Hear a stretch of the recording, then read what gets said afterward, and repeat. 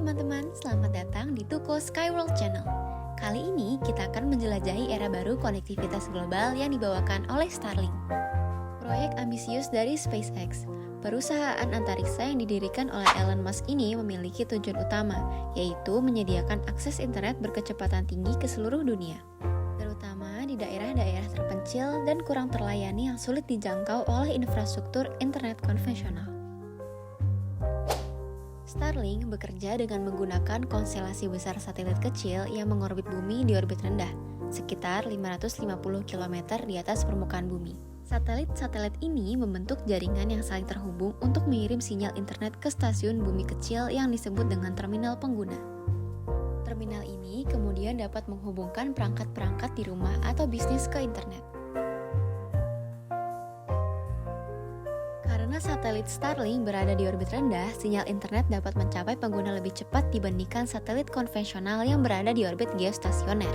Ini menghasilkan kecepatan internet yang lebih tinggi dan latensi yang lebih rendah.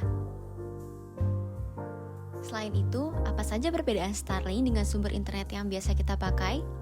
Pertama, mari kita lihat internet biasa. Internet ini menggunakan kabel yang terhubung langsung ke rumah kita.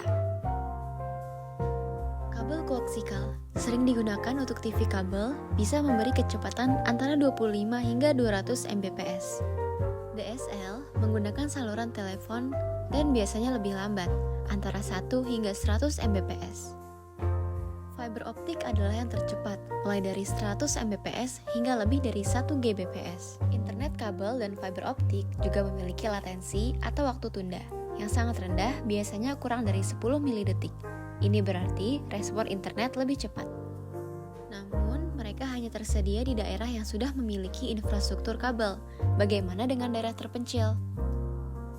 Disinilah Starlink masuk. Starlink menggunakan satelit di orbit rendah bumi untuk mengirimkan internet langsung ke rumah.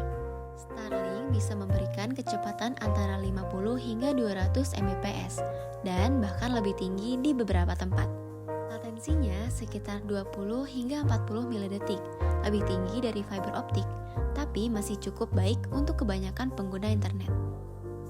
Yang membuat Starlink istimewa adalah kemampuannya menjangkau daerah-daerah terpencil yang sulit dijangkau oleh internet kabel. Namun, selain manfaatnya, Starlink tak lepas dari beberapa kritik mengenai alat tersebut. Banyak astronom mengkhawatirkan bahwa jumlah satelit yang besar dapat mengganggu observasi astronomi dan penelitian ilmiah.